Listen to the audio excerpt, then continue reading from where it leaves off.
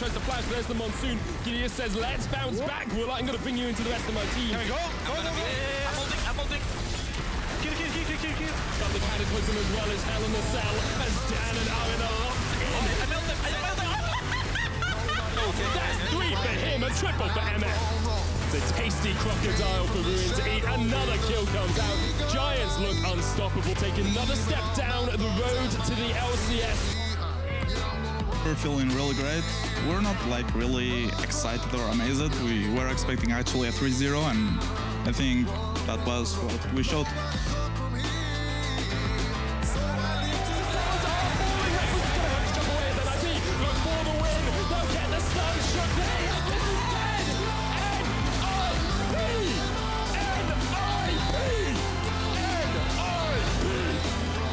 Well, he must find a way now to keep this going with this team. You know, they have a couple of game wins under their belt. They have a very important series win over their belt. That doesn't mean anything. It feels good to just like get a 2-0, even if it doesn't matter at all. It's like, it's still nice to just win games, you know, so. I mean, I think they should be the ones worried about us, not us. Like, we've been showing really good performance right now, and I think we have really good chances of making it into the LCS.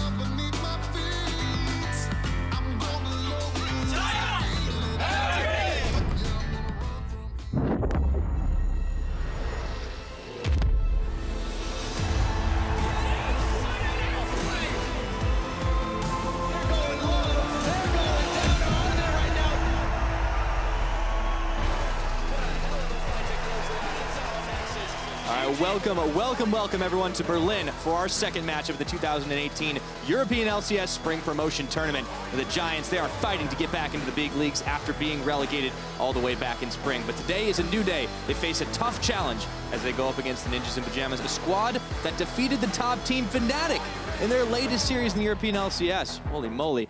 Welcome and hello to all you esports fans. I'm Devin, PiraTechnics Young. Now following the action alongside me is, of course, James Stress O'Leary. Was a set of exciting games yesterday. Looking forward to more exciting games today. The promotion tournament is really heating up, Devin. Absolutely. Yesterday we got a big taste of the action. Now Schalke 04 got the win against the Mysterious Monkeys in our first best of 5, which means they're just one win away from a spot in the European LCS, Stress. It looked very close for a lot of the series. We had everything from backdoors, we had close games, we had one-sided games, Baron steals aplenty throughout the games. But look, Schalke looked that bit more consistent against Mysterious Monkeys. The only time they seemed rocked was when Mysterious Monkeys were bringing out this team fight style, whereas Schalke just said, okay, give Smitty J Jackson 2 games, maybe we'll get the win. And it looked very convincing in at least the games that Schalke were ahead. Absolutely. Now we still got a couple more matchups, 4 to be exact, left in this tournament, with the winner of today's series facing off against that victorious Schalke squad. I wonder if we will get another 5 games before it's all said and done today, though. Well, hopefully so. Of course, you see NIP and Giants still to play in round 1. They will advance to face either Schalke or Mysterious Monkeys in the double elimination format. That means Schalke are 1 series away from the LCS, and Mysterious Monkeys are 1 loss away from being in Challenger Series for Spring 2018. Yep, well, let's get into the matchup that we have at hand. Here are the players hitting the Rift tonight, starting out on the blue side for game number 1 with the Fnatic killers themselves, the Ninjas in Pyjamas. Of course, you see on your screen the lineups. It's Prophet in the top lane, Shook in the jungle, Nagne on the mid. HeaQ is their AD carry, support Sprattel, and their coach, Nico the Pico. And what an up and down split it has been, or at least the last few weeks of the split for NIP. A lot of down, and then they really went back up at the end. A big high at the end, because they won 2 out of their last 3 series, beating Fnatic and Roccat. That series against Fnatic, you look at 2-0 over the team that everybody has pipped to maybe win the whole split. And yes, okay, Fnatic didn't have anything to play for, but 2-0 for NIP with some very clean play as well was quite an interesting series to behold. And the only reason Fnatic didn't have anything to play for in that matchup was because just prior to that, Roccat had beaten G2 Esports. So, like, you know, you combine it up, transitive property and all that, then NIP really did some work in that last couple of weeks. And we got to focus on NIP and a little bit about how they play and some of their successes throughout the split. Early on in the split, they were getting early game leads up until that 15-minute mark, looking very strong. But recently, they've actually been a little bit more about the later parts of the game. NIP did start to build on some of their fighting in the late game. That's one of the things the Fnatic games did go a little longer than we were expecting them to, but NIP came out with that win. So I'm looking to see whether it's the early game NIP or the later game NIP that actually shows up depending on how their playstyle goes. Well, at all stages of the game, they're going to have to face off on the red side of the Rift tonight. The EUCS Summer Split champion Giants. Well, I said champions. They won their way all the way through. They're two champions. We share success here in the European LCS and in the Challenger Series, of course. Now, their lineup is in the top lane, Ruin. The jungle, God Gilius. In the mid lane, it is Jizuke, the ADC, minitroupax, their support, Jactroll, and their coach, Andre. And the Giants roster, obviously very revamped since they were in the LCS. For those that haven't seen the Giants, Giants have looked dominant in the Challenger Series split. Full control all the way through up until a loss against Schalke, but then got right back on the horse against Wind and Rain in the playoffs. A 3-0 that looked incredibly convincing for the Giants. Now, the Giants, though, they're not the only team, or rather, NIP's not the only team that needed to do well in the early game for a lot. Giants, they generally were getting good engages off the back of the fact that they already had good leads set up. Right. A lot of the fights against Wind and Rain were a little bit later into the game. Giants had a very solid early game, and I think it's an even match in that respect. But Giants showed this Jarvan, Orianna, Misfortune combination come out. It was very difficult for Wind and Rain to actually hold on. And you've got to look towards their AD carry. minitroupax is almost one of the linchpins in this. A player that almost came out of nowhere.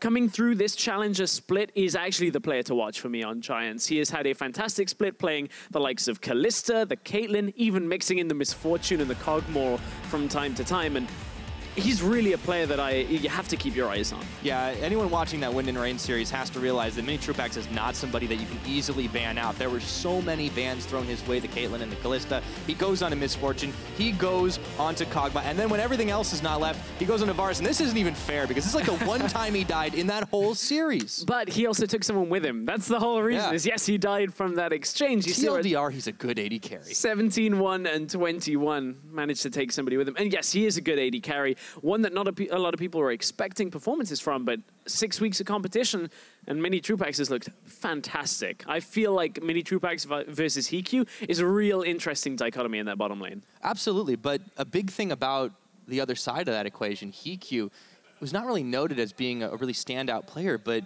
last week, he had a really standout performance, career-defining, you might say, against Fnatic. Yeah, we've used that term a couple of times just to refer to this HeaQ series against Fnatic. And I think that was because it was one of the first times we really saw a team say, okay, we can put stock in HeaQ. He had Tristana in one game, Kalista in another, and actually was able to keep himself safe. We were watching the games through with Youngbug from G2 and talking about his positioning specifically for HeaQ was very solid.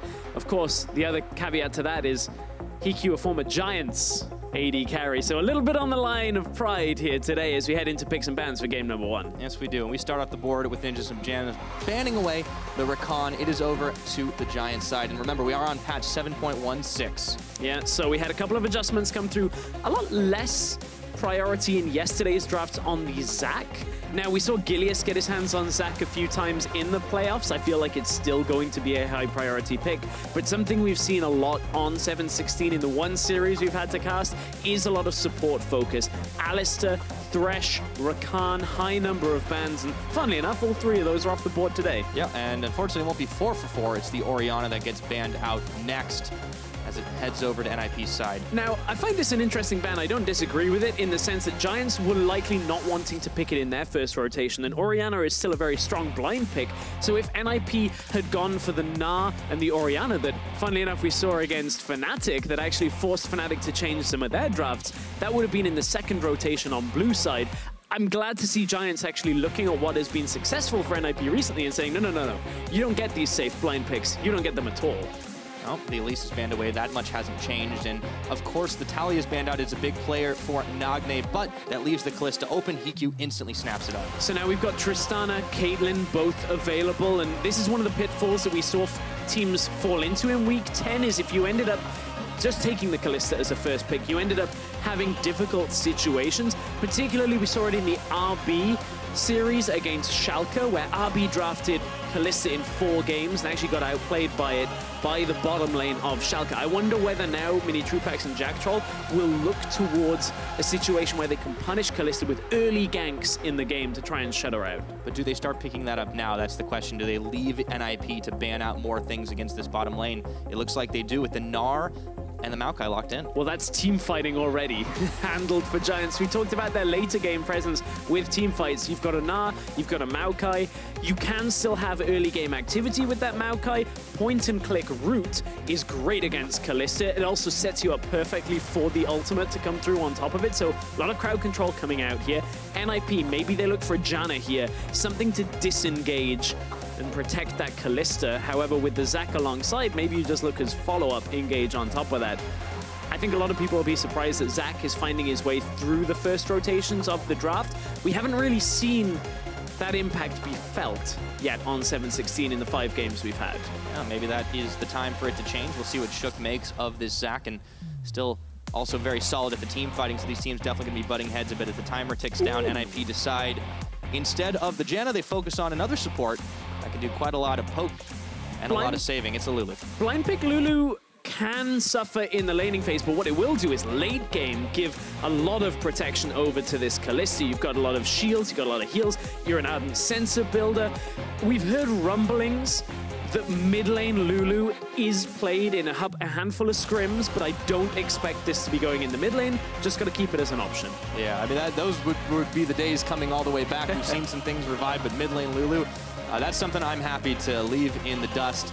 Now, Caitlyn is locked in for Giants Gaming, and we enter ban phase 2 with Camille off the board. So the Caitlyn obviously received a few nerfs to the middle game portion with the traps, with the Q nerf. Still a very strong pick here. I'm expecting minitroupax to use that effectively to farm up in the lane. That's his playstyle that he likes. Sure, he'll harass down HeaQ, but he's not necessarily one to dominate a lane and make sure his opponent isn't farming either. Yeah, oh, it's a perfect champion for Giants, right? You talked about early game or late game Giants, and the middle game being like a little, well, that's Caitlyn in a nutshell. Very true, very true. Although Giants did show us a decent mid-game with their team fighting presence, and we already have some sense of that locked in. Now, what else do we need to see from a Giants composition? Well, a pushing mid laner would be great if they can actually establish themselves. They have got rid of the Talia.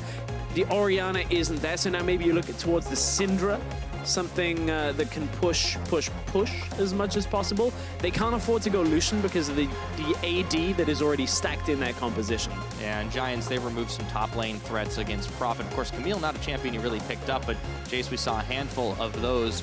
We'll see what Giants decide to grab for their next pickup here. So the Camille and Jace are both counter matchups, or at least good matchups against the Gnar. That's one of the reasons.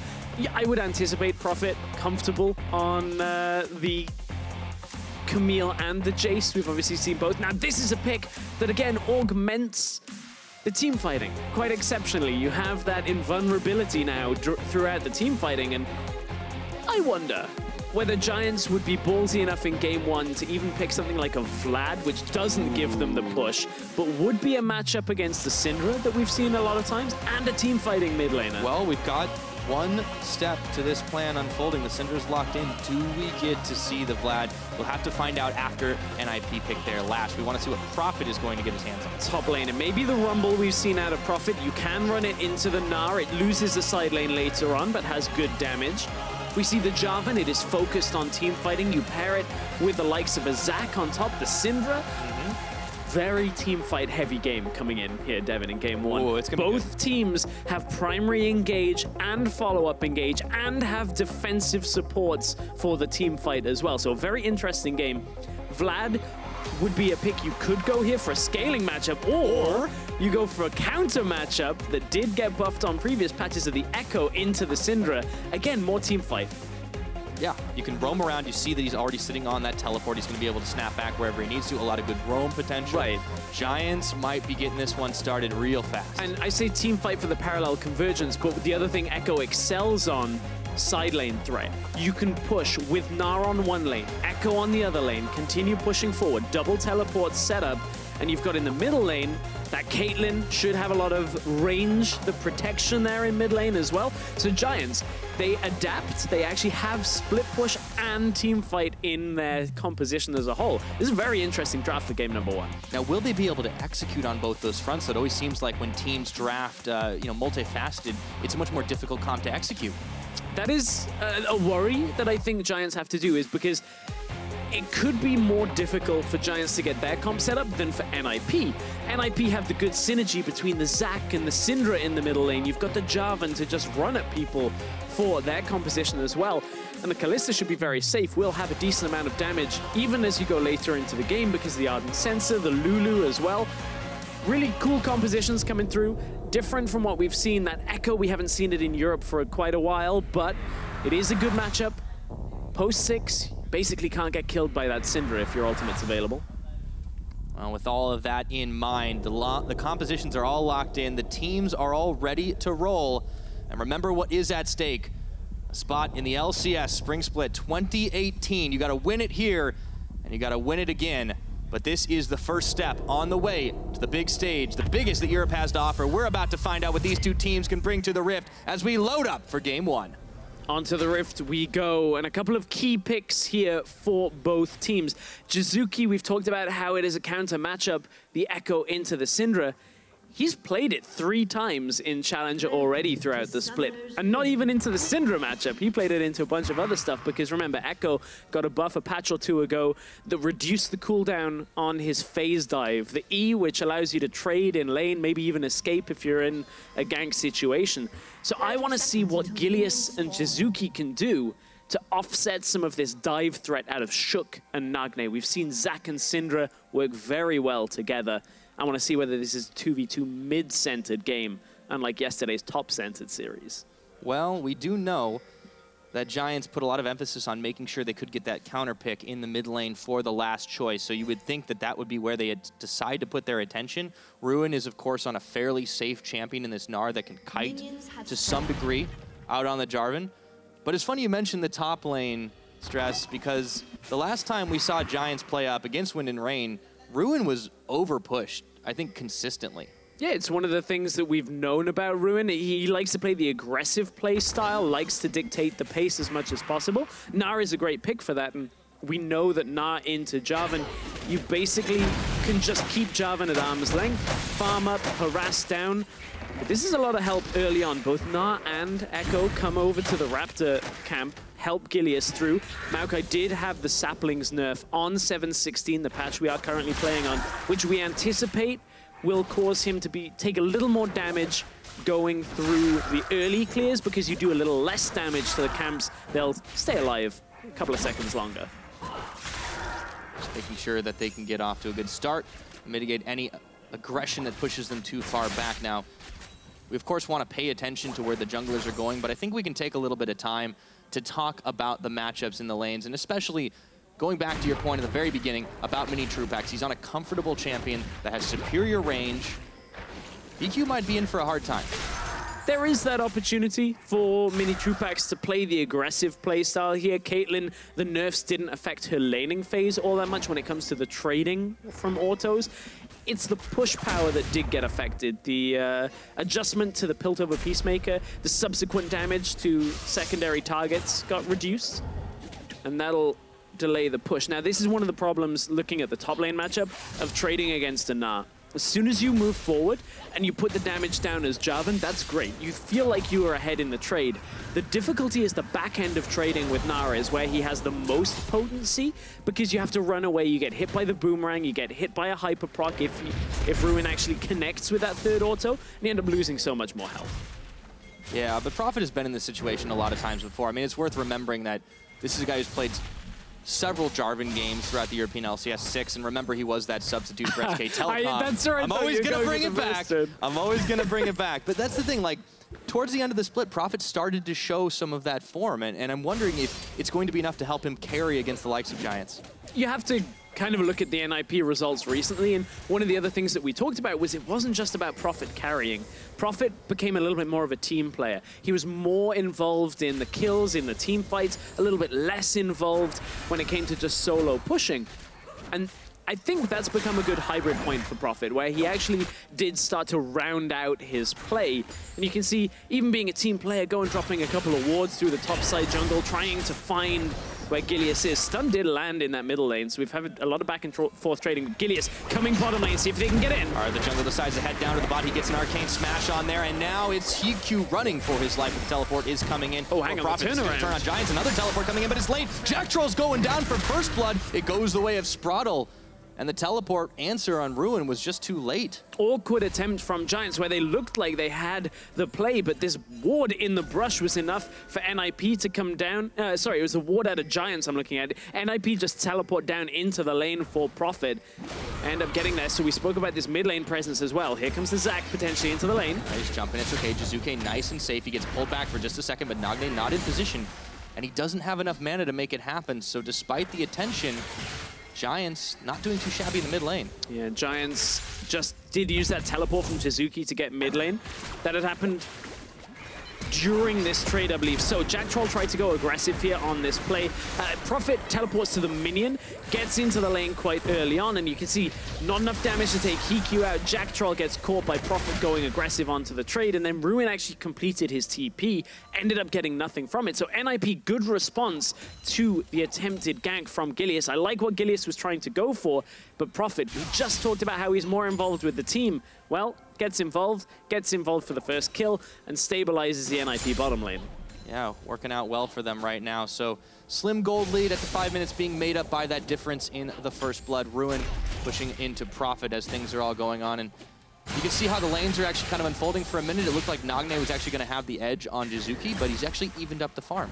A lot of that again, remember Jizuke running that teleport, gets back into the lane. Nagne now is able to, after a first back, has the Lost Chapter, is able to sustain through the push, attempt to push out himself. Difficult lane now that we're post 6 for Nagne to actually punish.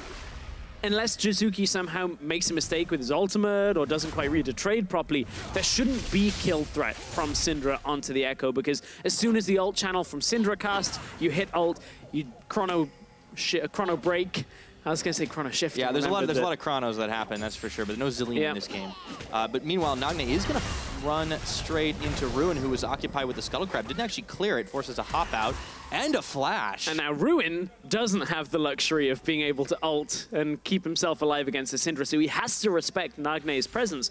Ruin had drifted down through the jungle trying to assume control over the river, but Giants are actually doing a decent job around this middle lane. It's the top and the bottom that NIP have almost under their control for now. Ruin without a flash, we have to see whether Shook now visits the top side to try and punish him.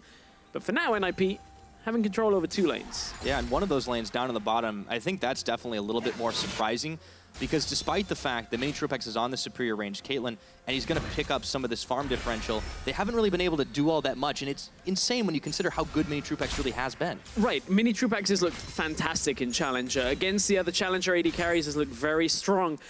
One of his fortes is that he farms very well, but his opponent also gets a high consideration of farm at the same time. So while he does have a good CSD, the actual numbers for both AD carries are higher than you perhaps might expect, but this is where we always have to draw the comparison, and the difficult comparison between Challenger and LCS, because Challenger is one thing, but when you're facing up in the LCS against AD carries like Reckless, Sven, HeaQ, you kind of expect his numbers to be a little bit lower than the likes of some of EU's best, and that's where this matchup is a real interesting one. HeaQ, career-defining performance just a week ago. Can he now hold his own against minitroupax, who looks like Challenger's best AD carry? Yeah, that is always the question when the promotion tournament rolls around is, you know, how good are the Challenger players despite how they're looking? Is there a level of inflation there compared to the difference? And critically for HeaQ, yeah, was that career-defining performance a sign of more to come, or was it a blip on the radar? I think for NIP, this game could very well tell that for HeaQ.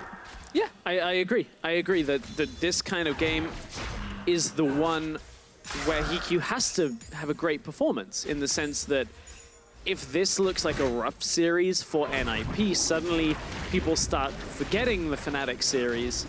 But I expect NIP to be looking stronger. I expect NIP to be the team that are looking like they're in control here because of how good they looked against Fnatic. And if there is a time to try and throw your weight around on the bottom side, for NIP now is definitely not that time, because the enemy team has a BF sword to your early boot start. So HeaQ is definitely going to have some more mobility. Obviously, Sprattel, now that he's still level 5, he can't quite save the life with Wild Growth just yet, but as soon as that happens, the kill threat definitely starts to go down. And despite the fact that we called this going to be a very exciting fighting game, we're not quite at that point yet, even 9 minutes into this game, because the teams are setting up for what will be the big mid lane and everywhere else across the map objective fights. Yeah, we're waiting for that a little bit later. Both supports opting towards the coin. Neither support opting towards the full gold rush build, where you go gold yellows and gold quintessences in your runes. Sprattel wanting some more trading power, the ability to stay alive in the lane. And you saw that actually work in NIP's favor. Opted for more of a standard laning setup from days gone by, where you have that mix of armor, you got AP, you got mana regen coming in there as well. Just wait till that Ardent Sensor comes in, man. Yeah, that's what they're aiming for, at least the Lulu. Well, going to help out for sure. I'll see if HeaQ ends up making more use of that. But Gilius and Jizuke, we're eyeballing a roam here. Now, do they feel like they can dive on the bottom? Nagne and HeaQ are not quite there yet, since they're occupied on the blue buff. It looks like they're not going to pull the trigger. HeaQ has been farming up quite well during this game as well. You can see he's ahead on the jungle CS numbers and actually ahead in gold on top of that. And HeaQ is a player that has had a lot of criticism and discussion about the way he spends his time, but this game we're seeing him very effectively use his time farming. He's been able to get into the lanes once or twice. Now I want to see whether he can get it done again. He's got another couple of points in Elastic Slingshot. Means he can get further into the lane, get on top of Ruin perhaps, but you see he's going to rotate around up to the top side into the brush. Ooh, Ruin's and gotta if be they careful. can catch Ruin when that Mega Gnar expires, maybe they can go. You don't want to get pushed into the wall here is the problem for NIP. Flash looks like it's about to be up, but instantly Gnar against the wall as HeaQ comes in. There's the crunch, and they can't quite get it done. Now Ruin, he played that one a lot safer than we've seen him do. Very safe, but the second phase of this play is NIP will be able to push the tower ever so slightly. NIP... Turn, phase dive, ultimate coming in here. Jizuke, he really wanted to go all in on that. He even took a tower shot. Ult for ult. That was the interaction we were waiting for. Nagne and Jizuke trading ults now with no ultimate on the Syndra.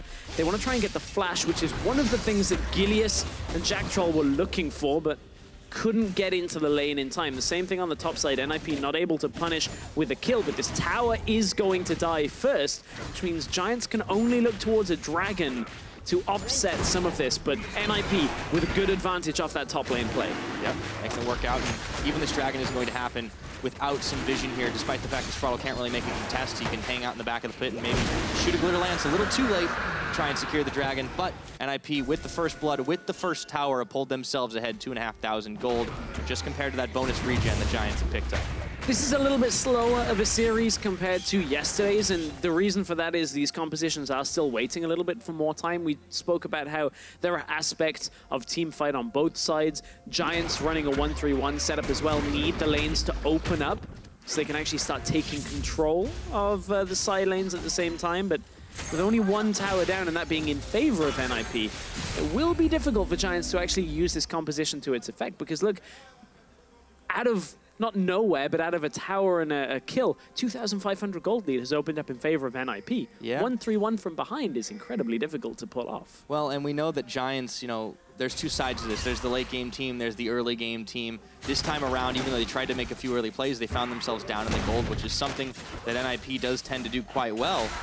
However, I think the greater thing here is the fact that Giants have elected to take a much more difficult composition. I'm wondering if this was the smartest move. I think for game one of a best of 5, you can certainly see where they're going on that. I like the fact they prioritized the Gnar, looked for a matchup that they know will take control of the side lane later on. Prophet has done a good job in the laning phase, actually staying up ahead. He has had some help from HeaQ. But now if Giants choose to keep Ruin in this lane, just absorbing farm, NIP are going to start moving elsewhere on the map with this Jarvan, and that's where the engage potential will really show itself, is if Prophet looks towards mid lane, catches Jizuke without an ultimate or without a flash, maybe Jarvan ends up helping NIP get a kill. Ekko's difficult to lock down. Yeah, especially when he's got the Merc Treads all completed as well. So I think Giants are still going to be pretty slippery, but if NIP can win this without really killing anybody, I mean, they'll be perfectly happy to. They've got some decent objective control with the Kalista. They do have kill threat, and look at this. No one's at home in the mid. Jizuke's going to come in a little bit late, but the Herald's already set up to go charging in. Shook's there. There's still a few minions. Jizuke's being zoned away by Nagne. Now Ruin's coming to the rescue. Scout of the Week is going to land, and the Zac is going to turn. But NIP just say, that's fine, we'll reset. We got a decent amount of value out of our Rift Herald. And meanwhile, up top, look what's happening. Prophet shoving that wave into second tier. Yeah, shoving it out and then moving down towards that middle lane. We just talked about how if they can get onto Jizuke, look how they've stayed in the middle lane. Stretching Strike doesn't quite land from Shook and couldn't hold Jizuke in place, but the vision control is all set up for a secondary play here from NIP to get that mid lane tower. The Rift Herald gets it low enough, and I think a lot of people will say that's a very underwhelming Rift Herald play, but if NIP continue on a next phase and get this mid tower within the next 30 seconds, it still goes in their favor. They haven't been delayed. Even 30 seconds is maybe a little short of a time on that, but problem is Giants have been pushing on the bottom side at the same time. Well, they finally were able to do it, and it was a big investment, though, to make it happen. Like, so much vision invested to make sure that they control this side of the map, and only now taking this tower. And they do close that gold gap somewhat. It's down to 1,000 in favor of NIP, but it does seem like the Ninjas are the ones that are on the point this game a little bit more than Giants. Yeah, they've been looking better in the early game. We're now past the key point of the matchup where that Ardent Sensor is completed. The rush basically has been finished out of sprattel, and now I wouldn't be surprised to see HeaQ and sprattel just sit towards the mid lane. The bot lane at this point is where they're heading. And then just make sure they can get that tower down. We know Nagne still is able to push mid lane out for now, especially when he gets this blue buff, but at the same time, Giants don't have too many options because Ruin has just been sat in the top lane all the way back. Hasn't really had an opportunity to have any impact on this game any further. I feel like Giants are going to wait until both teleports are up and available to try and start making these moves. We'll check in on that as it goes, but for the time being, it's all about tower defense. And they've already lost one up top. Don't want to lose another in mid, but as they run away, this could give an opportunity for a quick push out of Nagne here. Giants continue to kind of run around. I mean, it seems like they know that they need to stay together, but it just doesn't seem to indicate any proactivity. What they need to do is be able to somehow crack top's tower as well.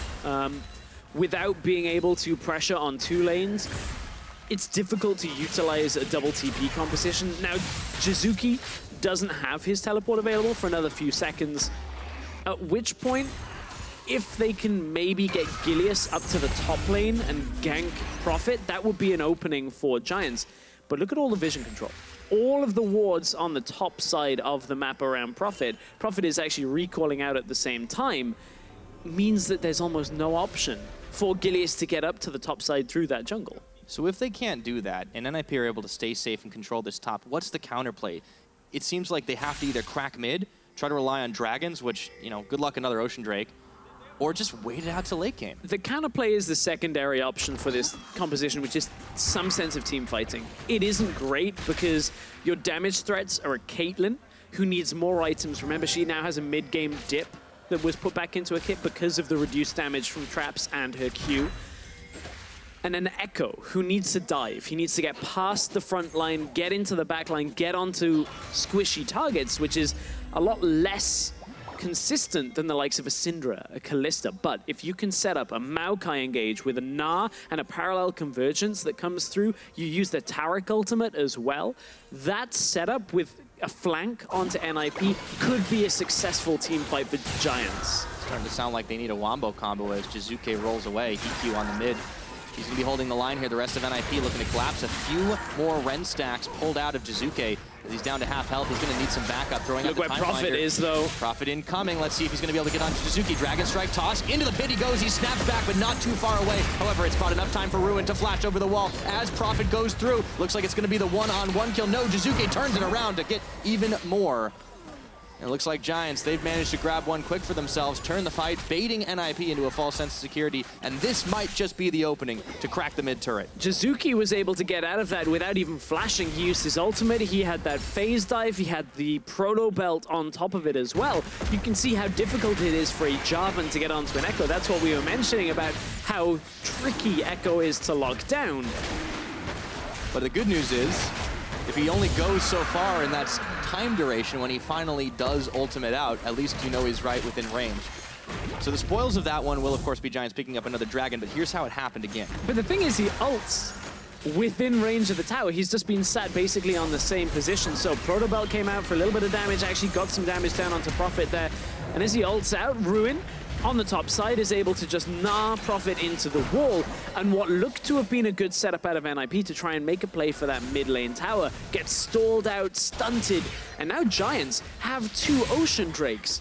2 Ocean Drakes is going to be a considerable amount of regeneration now for Giants as we go later on in this. And if NIP can't find clean engages, Giants will be able to sustain up, try and play out a 1-3-1, and then maybe look for those team fights that we were talking about.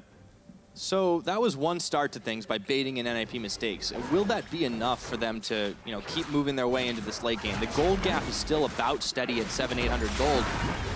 Do Giants need to do more than simply punish NIP? It's an interesting prospect because they do need to do more than that, but as of yet, they can't do it because they don't have the setup. They need to be able to play out on the side lanes. You see Ruin is feeling more confident to push up in that lane when nobody is there against him.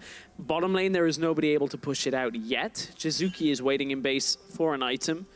I believe it's just to swap over his trinket at this point. I think it's good you point out that Ruin is only really pushing up when he doesn't have a counter threat. It really seems like he's learned from the Wind and Rain series how much he got punished. I mean, getting this point in the game without actually getting ganked, getting killed, it made Shook's life kind of difficult. It did, but look at how Giants now react to that. As we were discussing Ruin being in the top lane, Giants swap their lane assignments around to the way it should be. They want the Ekko up against the Syndra anytime Syndra is there because there's no kill threat, and you want the Gnar down on the other side of the map because he can stand against the Jarvan. Prophet cannot really punish him as much anymore, especially once the Frozen Mallet comes through from Ruin. That's the point at where Jarvan cannot even really afford to be in the lane because you'll end up getting pushed down. However, play for the mid lane tower out of NIP. Looks like they want it, but in comes Shook. The Cosmic Radiance is down, and they're going to try to defend this turf, but it's already fallen. Instead, they look for Shook, who takes Gilius a bouncing, but he doesn't want that one. He backs out. Summoner spells burn on 2 sides. Double stun. Jarvan jumps the pit. Now Prophet takes an ace in the hole. He's a little tanky. Jizuke on the backside, trying to get an execution off, but it's not going to take. Instead, he backs away, and Ruin was there, but we didn't see his impact at all. Yeah, Ruin couldn't actually get into the fight fast enough. He was in Mega Gnar as he was running up, used TP, I believe, at the start of the fight. Didn't see where, in fact, it got cancelled. Giants attempted to get the flank play on the back end of that fight, but NIP got the tower down and actually nearly killed minitroupax. He was sub 100 health throughout that exchange. So that was incredibly close for nobody dying in this one. It opens up a chance for Ruin to get a little bit of a minion push onto the bottom side, but I mean, it just speaks to it once again. Giants, they had all the tools, but it is so difficult to execute this type of collapse play, and we're seeing NIP slip away yet again. And I want to just commend NIP on that play. They know they have to get that mid lane tower. If they don't get it there, then they're going to get stalled out even further on this game as Giants were starting to react with the right lane assignments. That's what you do to drag in the laners, use some of the TPs. Now Giants don't have a teleport available, whereas NIP do. And on that exchange, NIP can now set up for a secondary play, potentially, around the Baron, although, as we said, Jarvan doesn't really want to be in this lane too much against the Gnar, otherwise he'll end up getting pushed in. It's kind of the unfortunate task that Prophet has to do is play a defensive pushing setup, which is very tough against Ruin. Anytime Ruin shows in the lane, Prophet basically has to back himself away. Case in point. Yeah.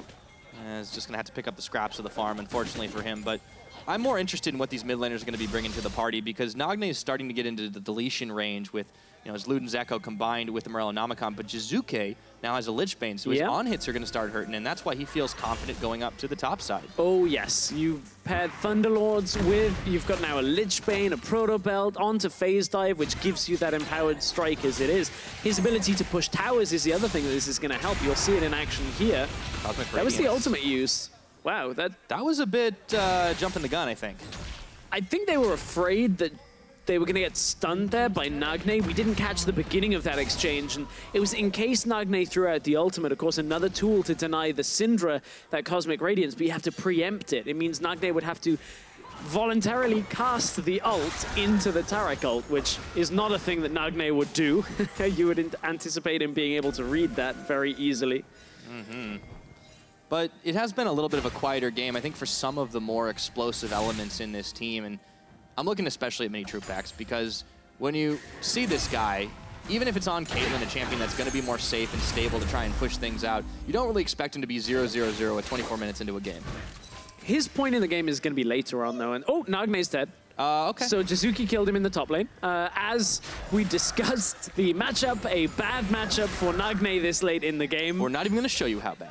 I'm guessing it's Nagne tried to stun Jizuke as Jizuke was jumping on him. Jizuke avoided it. Nagne used ult. Jizuke used ult.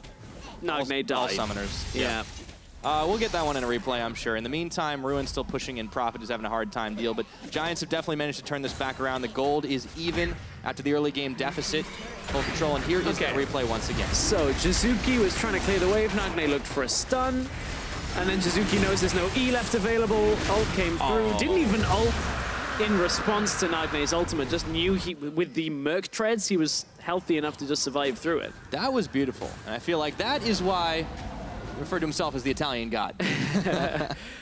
A god, what's a lord to a god? Yeah, well, I mean, only the Lord of the Pit. When he's out of his territory, it doesn't matter. Speaking of out of his territory, Ruin has to take the Blast Cone Express to get over the wall. Important things to note about that. Jizuke 2 levels up now on Nagne. That'll happen every time they're over in that side lane if it's a 1 versus 1.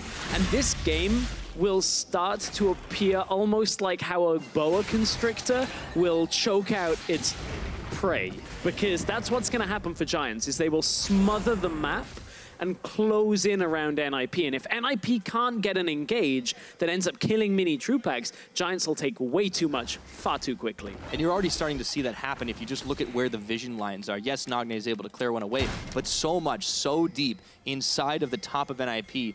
They've neglected a little bit more on the bottom because there's really nothing they need to take there. They know Ruin can stay safe, and now they can play on this side. And would you know it, well, Baron, 25 minutes, that's a recipe for success if you're Giants. Yeah, absolutely. And Giants, we mentioned the item points, the break points that Frozen Mallet completed.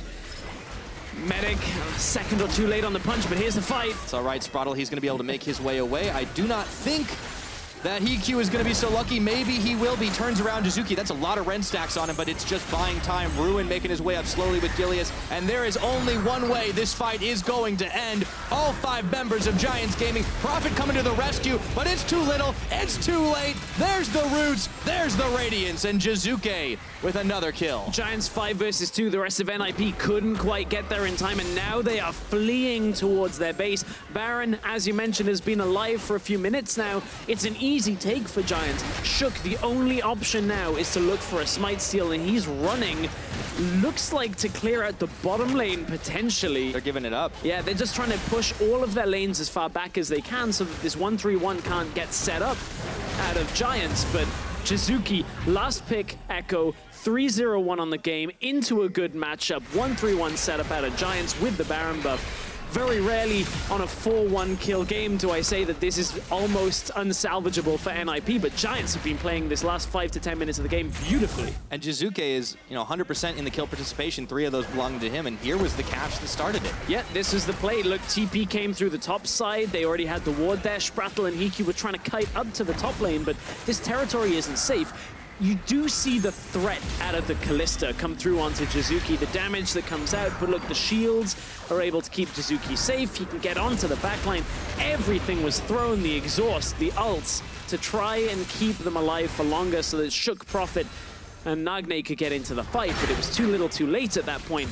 And Giants now assuming total control of the game. Yep. Having themselves a pretty solid gold lead as well at 400, or 4,000, I should say. 28 minutes. Yes, it has been a low kill game, but Jizuke, they settled a lot of it up. There's a dangerous moment here. Look at HeaQ in the brush. He is warded. Jizuke's trying to take a fight on the bottom side. Ruin his top lane. There is no teleport available for Giants. And if HeaQ were to come into a fight from an unwarded area, and it was a 4 versus 3, that should be a fight NIP would win in the middle lane, and that's a mistake Giants cannot afford to make. It looks like they're not keen on making it, though, making sure they have everything clear, at least a lot of vision. However, Jactroll a little close there as HeaQ was waiting and baiting inside those brushes, but Giants, they're not going to take any unnecessary risks. Still 2 minutes ticking on this Baron buff to try and demolish more towers of NIP. Play it out safe. minitroupax is hitting that 3-item Caitlyn spike. The rest of the team, They're having a fantastic later stage of the game, and with nobody at home on the bottom side, Jizuke is going to be claiming yet another tower, the 5th for Giants Gaming. It's very satisfying to watch a team play out 1-3-1 effectively. We got a lot of that in the 2016 summer out of Splice. When you can play it effectively, especially with Baron buff, you just are pushing every lane together. And it's so difficult to play against at the same time. And like NIP have to find an exchange, but it's difficult because the vision control is going to spot HeaQ coming. And this is the thing about trying to execute these difficult compositions. Normally it's the LCS team that does this to the Challenger squad, but right now the tables are turned. Here comes the attempted engage. They couldn't get the stun off onto him, but he has to bail out all the same, instantly finishing off that turret. And even if he does find that engage, you've got the Cosmic Radiance, you have the ability with Gilius to use his ultimate, you've got the Mikhails, you've got Ardent Sensor to help out the damage in that exchange as well. So much goes in Giants' favor that without a perfect engage, they should be able to just confidently push through on the lanes and win this game. Yeah, we got so excited about the Lulu Ardent Sensor, we got totally debated by the Taric. Yeah, well, he picked it up a little bit later than the Lulu. He wasn't rushing for the gold. What it means is Jactroll is squishier than he normally would be, but this is all about giving over extra to, hang on. Hold on, Jizuke, he tries to get the hit off. No, he's surrounded by members of He's already ulted. Shut down though, finally, Nagne finishes him. A little bit of hubris there. Yeah, that was an exchange they didn't need to take. The same amount of ruin, he's been caught now. Stuck in the pit, oh man. So, the tables turn as NIP find 2 picks to stall the Giants' push out. NIP with the reaction, knowing Giants are in the bottom lane, is exactly what they needed. They had to go aggressive there. They brought Prophet, they brought HeaQ, just said, okay, he's out of position, go on him. Nagne was the only one showing in the middle lane, and that's because HeaQ was already charging up that elastic slingshot. They force out the ultimate early from Jizuke in order to force him to stay around.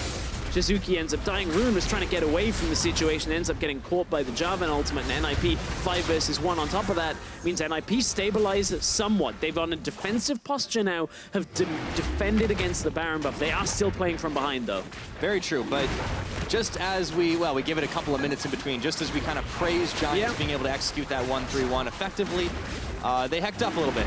So now it's going to be NIP that managed to pick themselves up a Mountain Dragon. Start to push away and clear some of those wards out of their base, but they're still bleeding out right now. They need to be able to find a few objectives of their own. Did you say hack? Yeah. I'm trying to. No, it's okay. I know you are. I know. PG-13 broadcast. Yeah, I mean, this is a family broadcast. Oh, that's good. Well, we only have 7 kills. We're only allowed to have like 10 total. That's true. Yeah, any more, and then we have to raise our rating. Very true. At this point, I was looking for a ratings joke, like a tier list thing on Giants, but I haven't really got it. But what I wanted to talk about in general... Where are Giants at? At this point, they're at like a 7 on this game, in the sense that they've done a lot of clean things. A couple of mistakes coming in here and there, but when you look at the rest of their lineup, let's go back to one of our biggest players to watch. He hasn't been that active in this game apart from farming, but minitroupax. 389 CS. Ooh, we can't even talk about him yet. It's HeaQ that we were more eyeballing, as sprattel took a lot of damage, a lot of punishment from Jizuke, who gets turned away by the Ren stacks. The point I wanted to make is he is about to reach the point of the game where Caitlyn comes in and just basically dominates the game, especially with the Ardent Sensor on top. That's a Lord Dominic's just completed, so 4.5 items already. He's been farming up the Storm, 390 CS at 32 minutes into the game. A lot of these teams have been farming up well in general, but that is a monster performance. HeaQ may be caught here. Yeah, but it looks like they wanted to turn it around. It shook. HeaQ, all of them right on top, turning around. The Cosmic Radiance coming in a little bit later than they might have liked it. They turn onto Jizuke, but he's a Ruin. In the meantime, Ruin in the backside. Teleport, or rather, the pick comes down. He gets the ult, the big Gnar, and now Prophet's turned on. HeaQ comes in for round number 2 with 3 knockups. He goes bouncing, but he's turned into blobules as Ruin trying to hold the line. Giants, they are not going to fall here as minitroupax picks up the 1 kill, picks up the 2nd. HeaQ's down. That's a triple from Mini. And they're looking for even more. Sprattel flashing away the boomerang a little late, and the ace in the hole will be a parting shot. Baron up in 40 seconds, but it's enough of a time to push now for Giants. Ruin wasn't able to cancel the back from Nagne, so there are at least 2 defenders when NIP get there. This shouldn't be the end of the game, but Giants are in a great position to crack the inhibitor line here. Looking at it though, 30 seconds, they may try and just push through with the Lichbane Ekko. They've got the Caitlyn as well. I think they actually pull back is the smarter option here. Look for the Baron. Well, we know Giants have been playing things out patiently and not over-pushing, especially because they might have gotten flashes of what happened the last time around, but here was the fight that started with HeaQ apparently getting caught. HeaQ very far into enemy territory, was forced around the edge, and they do stabilize to begin this fight, but the Cosmic Radiance buys a little bit more time. We see Jizuke get out of the fight, doesn't ult through the Syndra ultimate, so he actually doesn't get his health back, but he uses his ultimate later on as he comes back into the fight to look to pick up further kills. minitroupax has enough time on the backline to take out the Zac, then puts the damage down onto Prophet, onto HeaQ through this for that triple kill, and looks to move forward. During the replay, they did pick up the Baron as expected, and now 1-3-1 with already an inhibitor down in the middle lane means Giants have a lot of strength on this push, and it should be a successful one at that. Second Baron uncontested. Giants in full control of this game yet again, not pushing their luck, not going too far forward, and NIP, you know, they're getting squeezed out, as you said.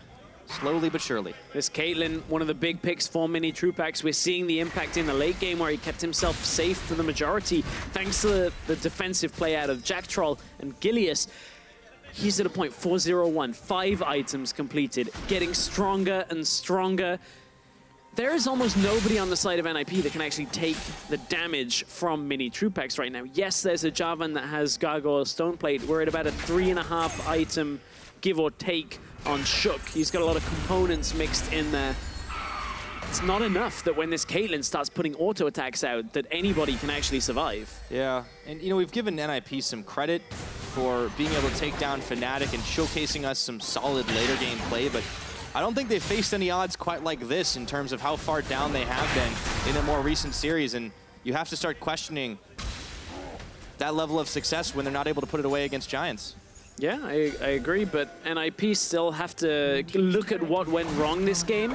The draft, the mid lane matchup going heavily in favor of Giants is going to be a big talking point of the second draft. We've got to keep our eyes on multiple points of action here as Jizuke and Ruin pushing towards the top side. That inhibitor is nearly dead. Only one more inhibitor will remain, and HeaQ looks to go in. Stretching strike's not going to land, and now Ruin comes in on Gnar. Meanwhile, the rest of Giants pecking away at this tower. Gilius tanking the shots from the turret.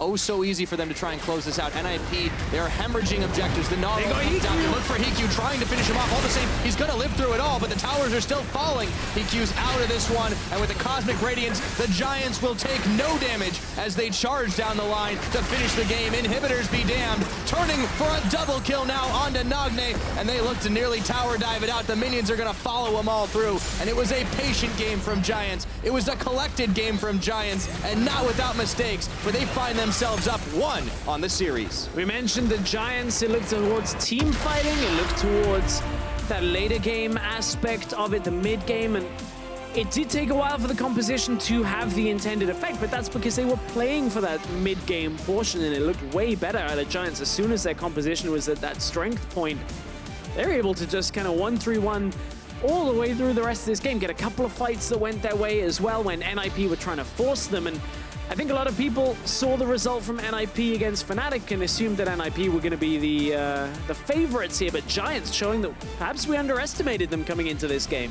Perhaps we did. And Giants, in all honesty, after yesterday, you could be forgiven for thinking that all of the matches in this promotion tournament would be exciting bloodbaths, but game 1 looked a lot more like Giants versus Wind and Rain. It did. That's quite apt that NIP had plays in the early game. NIP looked like they were going to be able to at least make a few things work. Remember, they made a play onto the top tower. They got tower first blood. It looked like NIP maybe were going to be in a great position to just have HeaQ and Prophet keep engaging. But then suddenly the Ekko starts taking over. The Gnar finds the presence out in the side lane post 1.5, 2 items. And that means Prophet ran out of options. Yeah. Fortunately, trying to play for the team didn't really do enough towards the end of that game. But I'm glad you mentioned Jizuke. I mean, that guy was all over the map, and they put a lot of pressure on him. They tried to fire down his tower. They tried to kill him a couple of times. And going 4-1-5 on that Ekko, there's a reason they picked that last for Jizuke. Yeah, he played it 3 times in the regular split. I would like to even see now the attempt out of NIP to be, okay, let's give this guy a bad matchup. Let's make sure we have the counter pick for the last pick. I believe, yeah, actually NIP won't have side selection until game 3. So we might see the same thing happen again in game 2 here, depending on the draft. But I think that should be the NIP game plan, is don't give a counter matchup that we know Jizuke plays in the middle lane. Yeah, it's always a little bit rough when you have some things you're not used to seeing all the time. Now, I want to take a look back to the final fight, the thing that actually closed it all out, because it seemed like no matter what, this was probably going to go in favor of Giants. But the way in which they did it was impressive. Yeah, top inhibitor is already cracked here, so it's a case of just Ruin and the rest of Giants collapsing through the mid lane. HeaQ again finding himself under a lot of threat, gets caught out, ends up dying thanks to, I believe, even got locked in the pit by Prophet himself, which looked a little bit of an awkward setup. I'm not trapped in here with you. You're trapped in here with me. At this point, nobody should have really been trapped by Prophet. Prophet maybe even betraying a team a little bit at that point. But look, at that point, the game was already won. Caitlyn was 5 items. You had an Ekko there that was doing very well. And very difficult for NIP to actually hold on through that. Yeah, there really just wasn't much they could do, because it seemed like they had in mind this composition that they could contest objectives with, and it was very mobile. And even if they were down a teleport advantage, they just never got a chance to actually contest those objectives. I mean, you have a Kalista, and the other team is the one doing Baron uncontested. Yes, yeah, they get the Baron, easily able to transition that. Now, it wasn't without a couple of mistakes, small mistakes that prolonged the game a little longer for Giants. Jizuke getting caught in the middle lane by Shook, by Prophet, who then got Ruin as well. Those things they can still tidy up, but it was a convincing performance throughout the last 20 minutes of that game out of Giants. Solid team play. Now, Giants have started their way to victory here against NIP. We'll see if they can build on it when we return. Don't go anywhere. Is coming in. Oh, hang on, turn on Giants. Another teleport coming in, but it's late. Jactroll's going down for first blood. It goes the way of Sprattel. No, kill him, kill him. They are behind us, they are behind us. I will. Kill them all! Go Nash. Ruin trying to hold the line. Giants, they are not going to fall here as minitroupax picks up the 1 kill, picks up the second. HeaQ's down. That's a triple from Mini. No flash, Syndra, no flash. Overrated, he calls me. No, it's not. It was a patient game from Giants. It was a collected game from Giants, and not without mistakes, but they find themselves up 1 on the series.